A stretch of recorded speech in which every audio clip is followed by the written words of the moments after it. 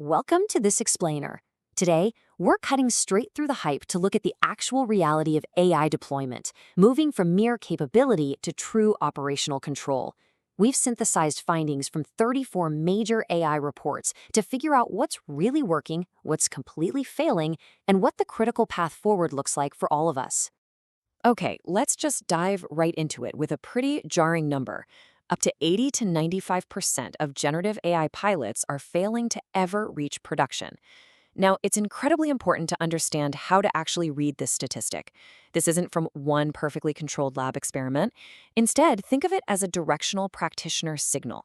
It's a massive consensus that's been accumulating across multiple reports, surveys, and real-world deployments. The exact percentage, well, that might fluctuate a bit, but the pattern? It's undeniable. The vast majority of AI initiatives that start out as really exciting experiments simply do not survive the transition into sustained, value-generating production systems. I mean, imagine if 90% of rocket launches just failed right after the engines ignited. That is basically the current state of enterprise AI. But here is the really fascinating part. We are not watching the technology fail. The models work beautifully, the APIs are responding, and frankly, the demos are mind-blowing. What's actually falling short is the organizational strategy, the change management, the data architecture, and most importantly, the governance. Organizations are treating AI like it's just some plug-and-play tool, rather than a fundamental business transformation. So the big takeaway here? AI deployment isn't really a technical challenge anymore. It's fundamentally an organizational and disciplinary challenge. So what does this look like in practice? Well, the evidence points to some really clear failure patterns that, let's be honest, we've all seen before. It's things like handing AI off as an isolated IT project, or assuming a great demo means you're ready for production, and, this is the most dangerous one, removing human oversight just for the sake of efficiency. On the flip side, the success pattern is highly specific. Organizations that actually win with AI anchor it to a very narrow, specific task. They establish baseline metrics before they even begin, they deploy, they measure post-deployment, and, this is crucial, they maintain clear human decision authority over the final outcomes. And when you actually stick to that success pattern, the returns are just extraordinary. Take Commerce Bank, for example. They're handling over 2 million chats with a 70% resolution rate in customer ops. Or look at BBVA. They're saving 100,000 employees 3 whole hours every single week on document automation. Wayfair's developers are setting up their environments 55% faster, and Auto boosted their demand forecasting accuracy by 30%. These aren't futuristic, maybe someday projections. These are documented right now realities.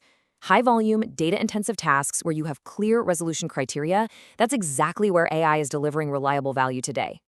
But here's where things take a massive turn. The very nature of AI is changing right now. We're moving away from reactive tools and entering the era of what we call agentic AI. Up until recently, you'd ask a chatbot a question, it'd give you an output, and you'd review it, right?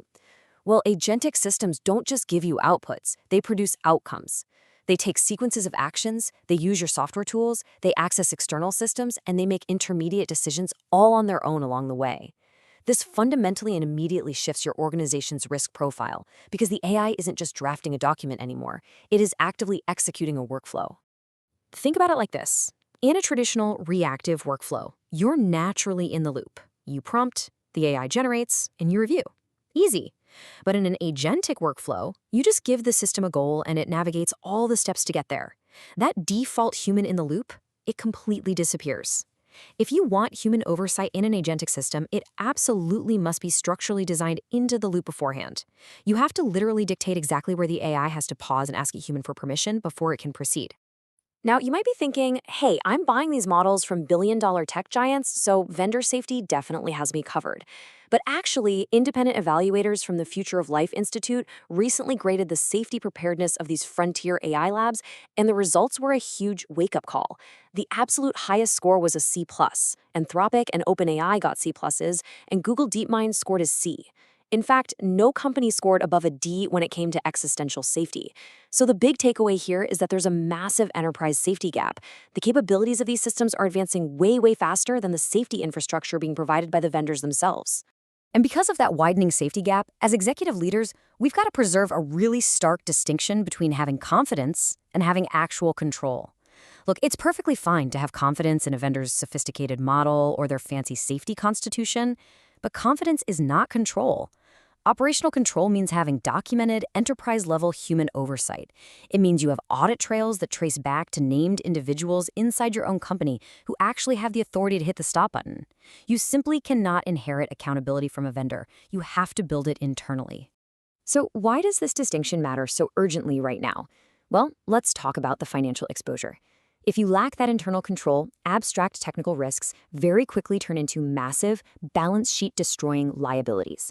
Under the EU AI Act, which is enforcement ready, by the way, penalties for prohibited practice violations can hit up to 35 million euros or 7% of your annual global turnover. And when you add in the baseline costs of a data breach, compounded by shadow AI running wild in your organization, the financial exposure gets astronomical fast.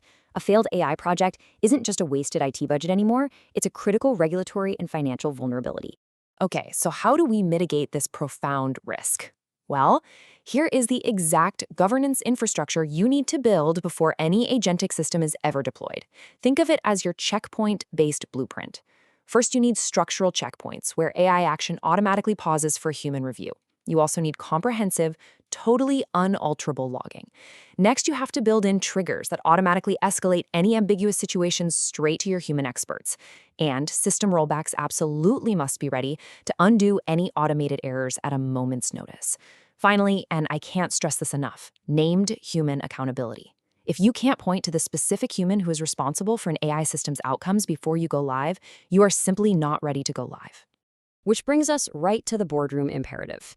The research explicitly calls out a major vulnerability here. Right now, boards are heavily deferring AI strategy to management, simply because they don't feel equipped to govern it. But that's just no longer a tenable position. Boards have to directly own the AI risk classification taxonomy. They need to understand that an AI marketing tool carries a totally different risk profile than, say, an AI credit decision agent. They have to establish that strict accountability architecture we just went over. And they absolutely must mandate ongoing post-deployment monitoring. Because signing off on a deployment without a commitment to monitor it, that isn't governance. That's a gamble. I'm going to leave you with this ultimate executive challenge to sit with for a minute. Looking at all 34 of these reports, one thing becomes crystal clear.